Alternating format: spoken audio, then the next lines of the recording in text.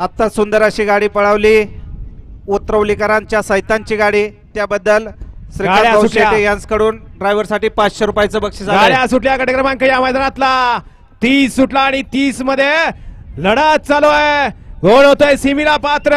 जिगरबाज बैलावरती बसताना मर्दानी जॉकींचा खेळ आहे, कुणी आयऱ्या गैऱ्याचा खेळ आहे. अतिशय सुंदर आणि शेवटच्या क्षणाला निर्वाद वर्चस्व पटकवलं.